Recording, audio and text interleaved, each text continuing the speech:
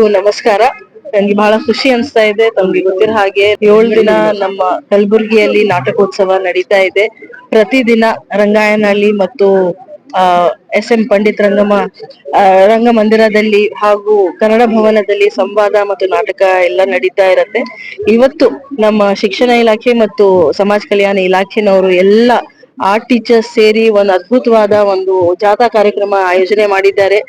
ಈ ಒಂದು ಜಾಥಾದ ಒಂದೇ ಒಂದು ಉದ್ದೇಶ, ಈ ಒಂದು ನಾಟಕೋತ್ಸವ ಬಗ್ಗೆ ಪ್ರತಿಯೊಬ್ರು ಕಲಬುರ್ಗಿ ಜನರಿಗೆ ಗೊತ್ತಾಗ್ಲಿ.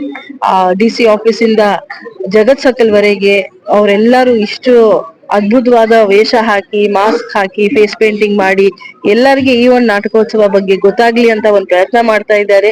ನನ್ಗೆ ಬಹಳ ಹೆಮ್ಮೆ ಅನ್ಸ್ತಾ ಇದೆ. ನಿಜವಾಗ್ಲೂ ಎಲ್ಲ ಟೀಚರ್ಸ್ ಮಾಡಿರೋದು 2 ದಿನದಲ್ಲಿ ಪ್ಲಾನಿಂಗ್ ಮಾಡಿರೋದು ಇದು ಒಂದು ಕಾರ್ಯ ಶ್ಲಾಘನೀಯ. ಅವರೆಲ್ಲರಿಗೆ ನಾವು ಅಭಿನಂದನೆಗಳು ಹೇಳಕ್ಕೆ ಇಷ್ಟಪಡ್ತೀನಿ. ಮತ್ತು ಈ ಒಂದು ಜಾಥಾ ಮಾತ್ರ ಅಲ್ಲದೆ ಈ ನಾಟಕೋತ್ಸವ ಬಹಳ ಸಕ್ಸಸ್ಫುಲ್ ಆಗ್ಲಿ ಮತ್ತು ಯಶಸ್ವಿ ಆಗ್ಲಿ. ಸೊ ದಟ್ ಮುಂದೆ ಹೋಗ್ತಾ ನಾವು ಇದೇ ರೀತಿ ಬಹಳಷ್ಟು ಕಾರ್ಯಕ್ರಮಗಳು ಜನರಿಗೋಸ್ಕರ, ಕಲಬುರ್ಗಿ ಜನರಿಗೋಸ್ಕರ, ಯುವಕರಿಗೋಸ್ಕರ ಮಾಡೋ ರೀತಿ ಆಗ್ಲಿ ಅಂತ ನಾನು ಆಸೆ ಮಾಡ್ತೀನಿ.